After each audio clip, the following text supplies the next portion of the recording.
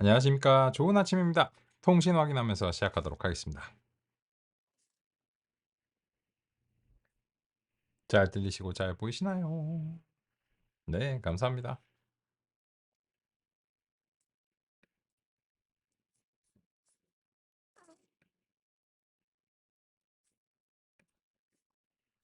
네, 좋습니다. 그러면 또 같이 4일차 살펴보도록 하겠습니다.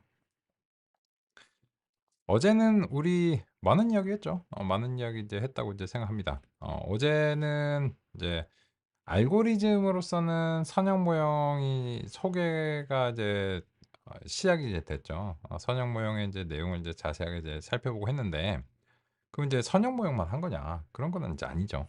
잘 이제 아시겠지만. 그래서 우리는 이제 2장 이제 지도 학습에서 이제 KNN에서 선형 모형으로 이제 넘어가고 싶고, 이제 다른 것들도 이제 살펴보고 이제 싶습니다. 그죠?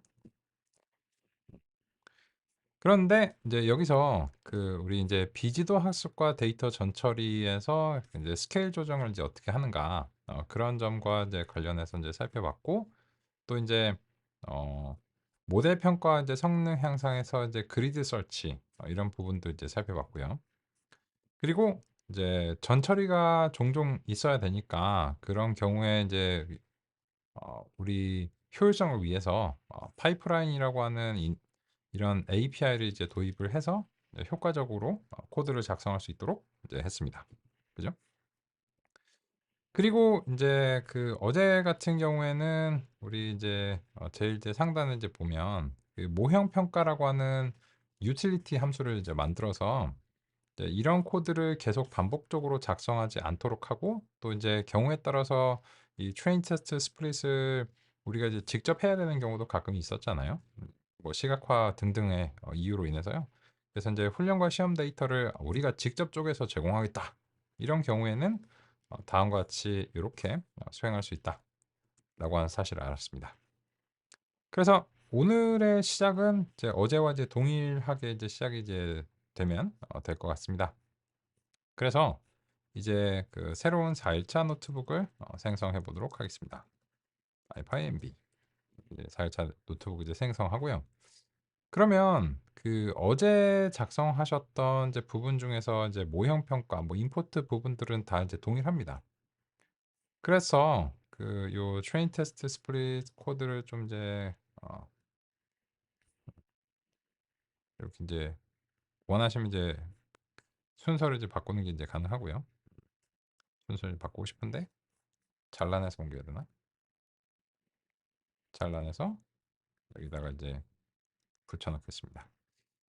그러면 이제 제가 이제 권장하는 것은 요 쉬프트 키를 누른 상태로 그 화살표 키를 조작하면 지금 이제 보시는 것처럼 쉬프트와 그리고 이제 화살표 키들의 이제 조작, 이렇게 하면 지금 이제 셀들을 그 연속된 셀들을 여러 개 선택하는 것이 이제 가능합니다. 그 상태에서 이제 셀 복사를 해 보겠습니다. 이건 이제 3일차 노트북에 있습니다. 그리고 나서 이제 4일차 노트북으로 이제 간 다음에 여기서 이제 셀을 이제 붙여 넣기를 이제 해 보겠습니다. 그러면 3일차 노트북의 내용이 여기에 붙여 넣어지는 것을 확인할 수 있습니다. 노트북들끼리도 복사가 됩니다. 그래서 인제 여기 불필요한 이제 첫 번째 셀은 이제 지우고요. 그럼 이제 numpy pandas scikit-learn과 이제 모형 평가라고 하는 이제 함수가 잘 이제 준비가 됐고, 그러면 이제 4일차 노트북에서도 요 pyml 커널을 이제 선택을 해 주시고, 그리고서 이제 모두 실행을 해서 이제 준비하도록 하겠습니다. 모두 실행.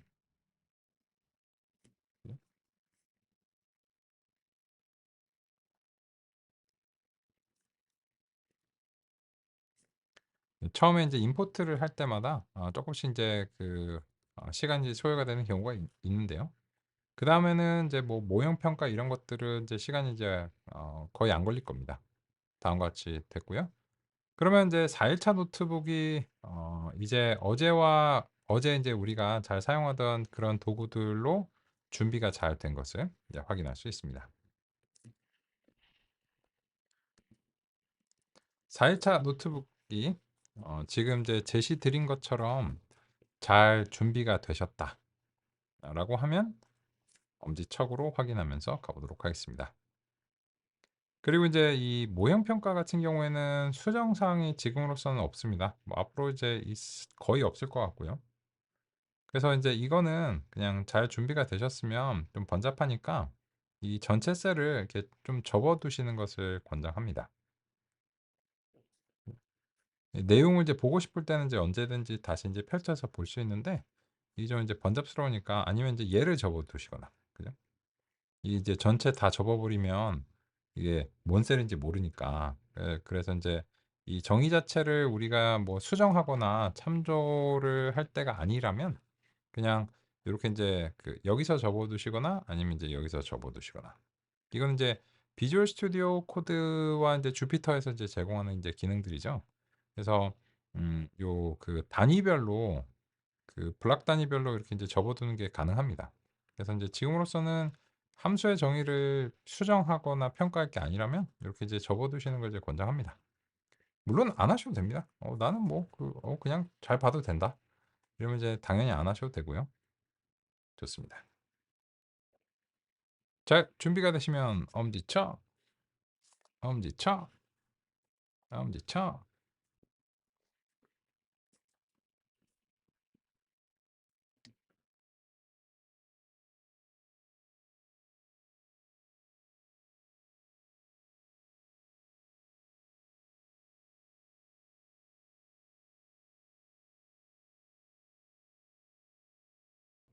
라고 하는 이제 그런 관점에서 이제 3 요렇게 인제 해서 이렇게 인제 해 보는 겁니다. 그래서 요렇게 인제 해서 지금 이제 현재까지 그 다른 알고리즘들을 이제 추구하기 전에 할 수 있는 최선을 다해 보는 거예요. 할 수 있는 이제 최선을 이제 다해 보고 그리고 나서 인제 요 점수를 기준으로 해서 그 '다른 알고리즘으로 더 높은 성능을 발휘할 수 있을까?' 그런 방식으로 우리 이제 공략을 해 나가야 됩니다. 그럼 이제 두 번째 타자 선형 모형이죠. 그래서 사이클론에서 그 리니어 모델의 리니어 리그레션이 이제 두 번째 이제 타자고. 그래서 이 두 번째 타자 이제 리니어 리그레션 다음과 같이 이제 설정하고 이밸류에이트 모델은 뭐 똑같죠. 그죠? 랜덤 스테이트 이게 되게 중요한 게 랜덤 스테이트를 다르게 설정하면 이게 공정한 비교가 안 되겠죠. 훈련과 시험 데이터 집합이 다르기 때문에 그래서 그 리니어 리그레션으로 이렇게 했는데 실망스럽죠. 그죠? 아직 요 테스트 이 KNN의 이제 최선에 비해서는 얘가 이제 모자르다. 라고 하는 이제 그런 점입니다. 그러면 어떻게? 음, 여기서부터 이제 선형 모형이 후졌는가? 그런 점은 이제 얘기를 해 봐야 되고 알고리즘이 어제 논의드린 대로 몇 개 안 됩니다. 몇 개 안 되기 때문에 이렇게 금방 포기해 버리면 수가 몇 개 안 남습니다. 그래서 KNN의 원리를 우리가 납득하고 그 통찰하고 난 다음에 보니까 음 여러 가지 이제 보조를 받았을 때 얘가 이제 잘할 수 있다는 사실을 알게 됐잖아요. 그러면 이제 선형 모형의 경우에도 그 마찬가지입니다. 그래서 이제 우리는 선형 모형의 성능의 원인에 대해서 좀 얘기를 해 봐야 됩니다. 그래서 인제 어떤 이유로 인해서 선형 모형의 경우에 따라서 인제 잘하거나 이제 못하는가 그런 점을 이제 통찰을 하고 그런 점이 인제 통찰이 되고 나면 어떤 특정한 방법론을 이제 시도를 해 봐야 되겠죠. 그리고 나서 그러한 방법론이 이제 효과가 있는가 어 이제 확인하는 그런 이제 절차를 살펴볼 필요가 있습니다. 그래서 우리 인제 그 다음 주제는 이제 어를 이제 뽑자면 이제 오늘의 이제 오전은 이제 선형 모형에 이제 좀 푹 빠져 있어 보겠습니다. 선형 이제 모형이고. 그리고 인제 요 두 번째 이제 주제로서는 선형 모형의 이제 표현력과 특성 이제 차원의 이제 관계가 우리가 이제 통찰해야 되는 이제 논의 사항이라고 인제 생각합니다. 제목 초준이 잘 그 형성이 이제 됐는가 한번 이제 확인해 보겠습니다. 좋고요. 그러면 이제 익숙한 예시 데이터를 생성하도록 하겠습니다.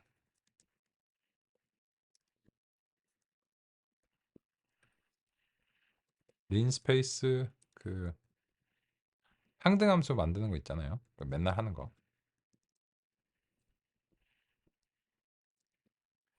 그리고 이제 노이즈 이제 랜덤하게 만들고 x의 이제 개수만큼. 그죠? 여기서 그 n자 들어가 있습니다.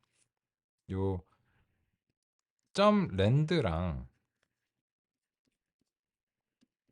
랜드 n이 다릅니다. 얘는 그 균등 분포예요. 그래서 이제 영일 범위에서 이제 균등 분포고 요 n자가 들어간 거는 표준 정규 분포. 평균이 0이고 이제 분산이 1인 표준 정규 분포고 요것도 이제 그 원래 제대로 쓰면은 유니폼 하고 이제 시작 범위하고 이제 끝 범위랑 그리고 이제 그 최종 이제 개수 이렇게 이제 써주고 랜드 n 같은 경우에는 정식으로 써주면 이제 노멀 이렇게 이제 하고 이제 평균이랑 이제 편차를 지정할 수 있도록 하고 그다음에 이제 사이즈 설정하고 이런 식인데 이제 요 앞에 있는 것들을 입력하는 게 조금 이제 귀찮기 때문에 그런 이유로 인해서 이제 이 워낙 이제 많이 사용이 되니까 랜드랑 랜드엔 이렇게 이제 있는 겁니다. 이제 근데 그 처음 사용하실 때는 잘 안 보이잖아요. 그래서 이제 가끔 제가 이제 확인 드렸습니다. 그렇고 그리고 이제 요 랜덤 같은 경우에도 우리 그 랜덤을 이제 쓸 때는 서로 이제 결과 재현을 동일한 이제 결과를 재현을 위해서 그냥 적당하게 이렇게 난수 초기 값을 이제 형성하고 YS를 그 XS 더하기 이제 노이즈로 이제 설정해서 스캐터 이제 하고 그다음에 이제 쇼하고 뭐 이런 것들 이제 그 어제 여러 번 했잖아요. 그죠? 그래서 그 플러스 이제 수행하는데 이제 이렇게 이제 하셔도 되고 그게 그건데 이제 그 우리가 이제 해왔던 표기를 이제 반영하자면 이런 식이죠. 그렇습니다. 근데 이 얘기 했잖아. 맞아요, 했어요. 근데 이제 여기에 대해서 우리가 이제 그 선형 모형을 이제 적용해 볼게요. 근데 이번에는 그 어제는 이거를 이제 그 KNN의 그 단점에 대해서 논의를 드리기 위해서 훈련 시험 데이터를 쪼갰었는데 이번에는 선형 모형 자체에 대한 고찰을 하는 것이 최적화에 대한 고찰을 하는 것이 필요하기 때문에 굳이 훈련과 시험 데이터를 나누지 않고 살펴보겠습니다. 그러기 위해서는 XS 이제 2차원의 형상으로 이제 만들어 주는 건 이제 어제도 이제 했었고요.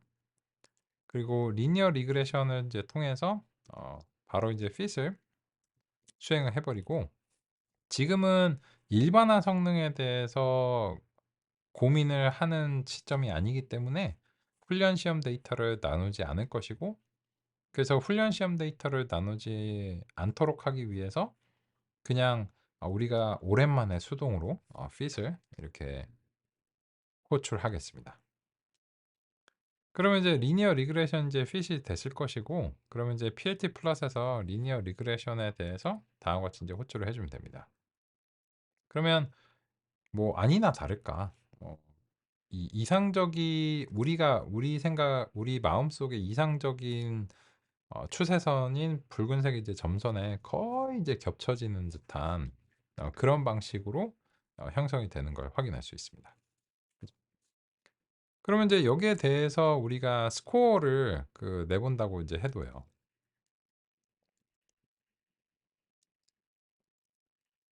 그럼 이제 R2겠죠.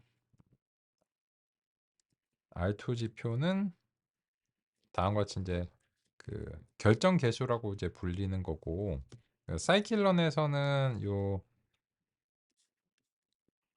회귀 모델의 스코어의 기본값이 이제 R2입니다. 뭐 당연히 이제 여러 다른 지표들이 있고 그 원하시면 이제 선택하실 수 있는데요. 그냥 스코어에서 이제 기본값은 이제 그거다라고 하는 점이고, 그래서 이 부분은 이제 같이 이제 살펴보겠습니다. 그러면 그 눈으로 보는 것과 일치하는 그런 수준의 결정계수 R2 이제 지표가 나오는 것을 확인할 수 있습니다.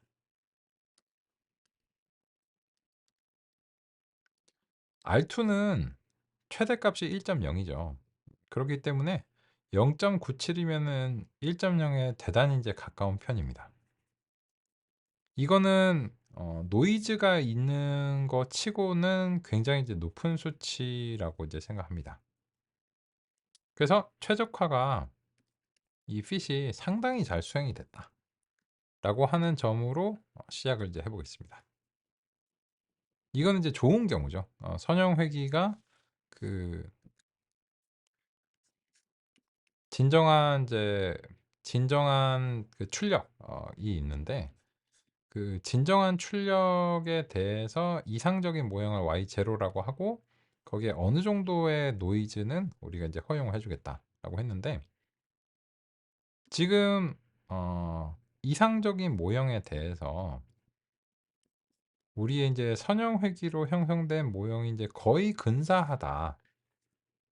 라고 하는 점을 이제 눈으로도, 그리고 이제 수치상으로도, 성능 지표상으로도 확인을 할 수 있습니다. 근데 이 얘기 했잖아. 했죠. 왜 하는 거야? 여기서 이 우리가 이제 선형 모형에 이제 잘하는 사례였죠. 이건 이제 굉장히 선형 모형 이제 잘할 수 있는 이제 사례인데, 이 코드를 기반으로 살짝 수정해서 선형 모형이 잘 못하게 만들어 보려고 합니다. 왜 그러는데? 그게 인제 선형 모형의 최적화에 문제가 생기는 상황을 우리가 이제 눈으로 보고자 합니다. 일단 여기까지 잘 되셨는지 먼저 확인을 해 보겠습니다. 잘 되시는 대로 엄지척으로 확인해 주시면 감사하겠습니다.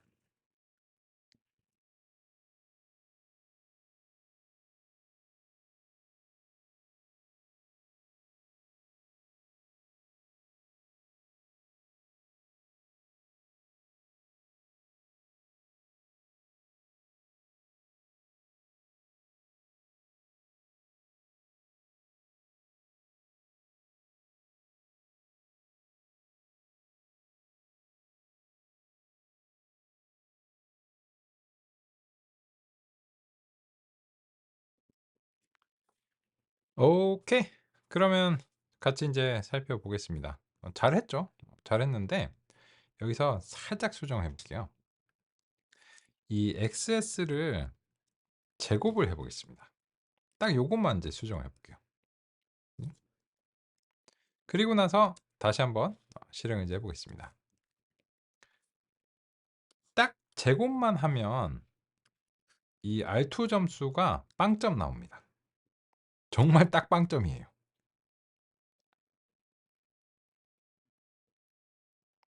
그 왜 그럴까요? 이 눈으로 이제 한번 보겠습니다. 이 진정한 정답은 X 제곱에 살짝 노이즈가 낀 겁니다. 그래서 이게 DGP죠.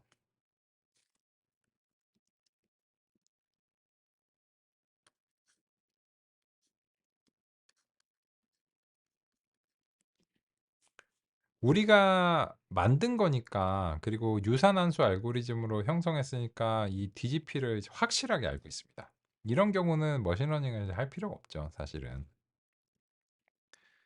근데 지금 리니어 리그레션 모형이 형성이 이제 됐는데, 이게 이상적인 추세선에 근사하냐라고 하는 건데, 요 까만색 직선이 우리의 선형회귀 이제 모형이고요.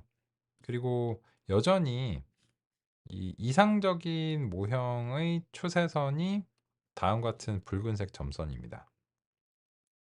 근데 눈으로 보셔서 알겠지만 전혀 유사하지 않습니다. 분명히 이제 fit을 시켰는데 왜 이러는 걸까요?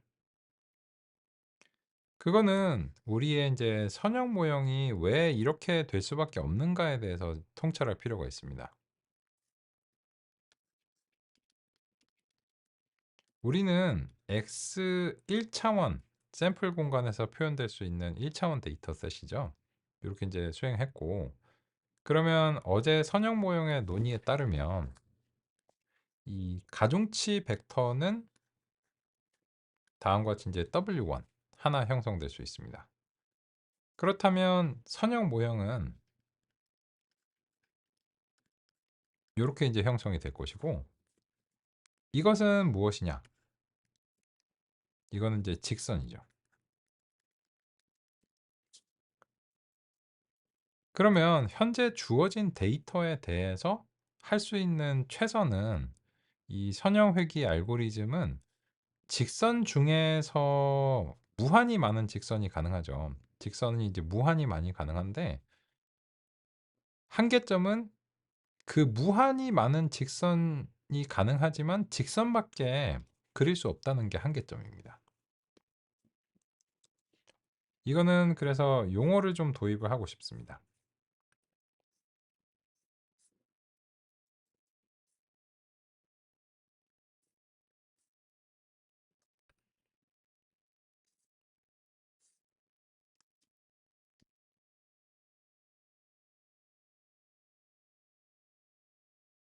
모델이 표현할 수 있는 가능성의 영역을 가설 공간이라고 합니다. 선형 모델의 경우 직선, 평면, 초평면과 같은 선형적 표현들이 가설 공간에 포함됩니다. 기계학습 모델을 선택한다는 것은 궁극적으로는 가설 공간을 선택하는 것이라고 할 수 있습니다. 가설 공간 이내에서 데이터 집합에 적합한 특정한 설정을 찾아내는 것은 모델이 학습 과정에서 수행하기를 기대합니다. 선형 모델이 가설 공간을 탐색하는 것을 시각적으로 형상화하기 위해 1차원의 데이터를 가정하겠습니다. 손실을 최소화하는 가장 바람직한 기울기를 찾아내는 과정이 곧 선형 모델의 학습입니다. 그것은 직선의 기울기를 찾아내는 과정이라고 할 수 있습니다. 이때 그림을 단순하게 제시하기 위해 편향은 0인 경우를 가정했습니다. 실제로는 편향까지 고려해야 합니다. 만약 대상 데이터 집합이 선택된 모델의 가설 공간 내에서 표현이 어렵다면 최적화에 실패합니다. 이런 경우라면 보다 넓은 가설 공간을 갖거나 다른 형태의 가설 공간을 갖는 모델을 선택해 적용하고 평가하는 것이 필요합니다. 대부분의 데이터들은 시각화가 어렵거나 불가능하기 때문에 어떤 모델이 적절할지 미리 알아내는 것은 사실상 불가능합니다. 그렇기 때문에 다양한 모델들을 적용해 보는 수밖에 없습니다. 그 과정에서 보다 적절한 모델을 찾을 수 있습니다. 그런데 기계학습이 데이터에 맞춰 가설 공간 자체를 확대하는 것은 불가능합니다. 입력과 출력을 매핑하는 함수의 적절한 표현은 무한한 가능성의 공간 어딘가에 있습니다. 그러한 가능성의 공간을 임의로 탐색하는 방식도 없고, 설령 그런 방식이 있다고 해도 탐색에 무한히 많은 시간이 소요됩니다. 그렇기 때문에 어떤 데이터든 알아서 학습해낼 수 있는 만능의 단일한 기계학습 모델은 없습니다. 우리는 이번 시간 여기까지 살펴보고요. 쉬는 시간 이후에 이어서 논의하도록 하겠습니다. 쉬는 시간 갖겠습니다.